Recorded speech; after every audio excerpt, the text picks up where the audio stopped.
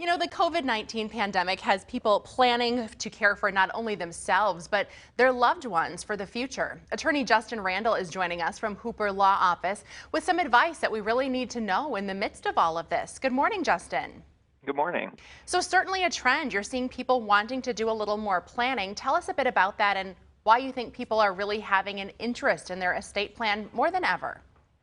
Yeah, I think, this is really an uncertain time for all of us. It's something that we've never really dealt with, at least in the last couple of lifetimes. And people are really looking to have a way for them, their family members to have a way to help them. And I think they're looking for stability and trying to get things in place.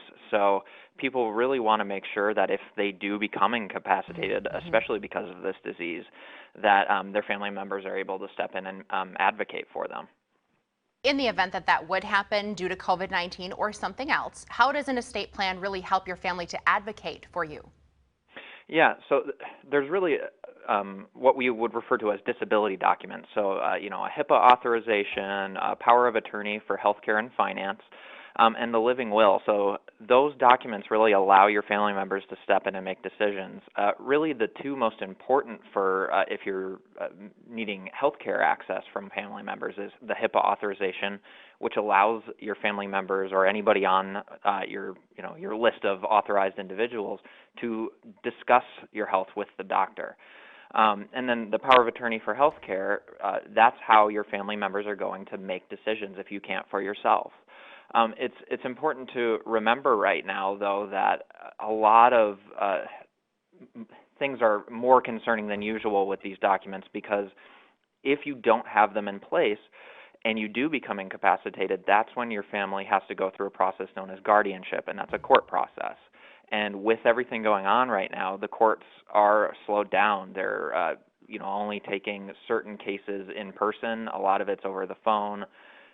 So it could be slowed down if you don't have these documents in place, and that could be dangerous. Justin, how can your team help us and maintain that social distance? Can we do a number of this on the phone or via email? Yeah, so we are actually we're doing all of our meetings now via telephone or video conferencing, and we've actually even for when we do have to have clients come in because of signing and witnessing documents, we have a sort of a setup so that we don't make direct contact with any of our clients. We leave their documents sort of in a glass room, and we witness it through the glass. So we're taking a lot of extra precautions ourselves with this. And you also do a lot of help when it comes to planning for long-term care or nursing home care. Are there changes in that area right now?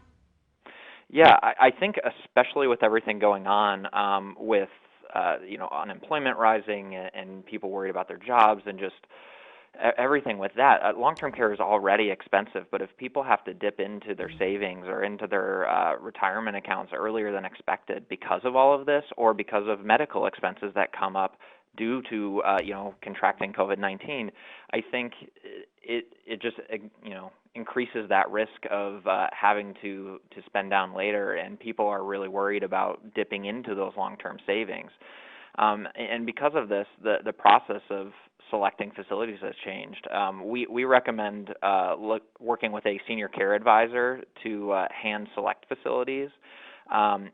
They're taking a lot of precautions right now because of the fact that, a lot of these long-term care facilities are not letting people in for protecting their residents. Well, Hooper Law Office, a great place to get those important questions answered.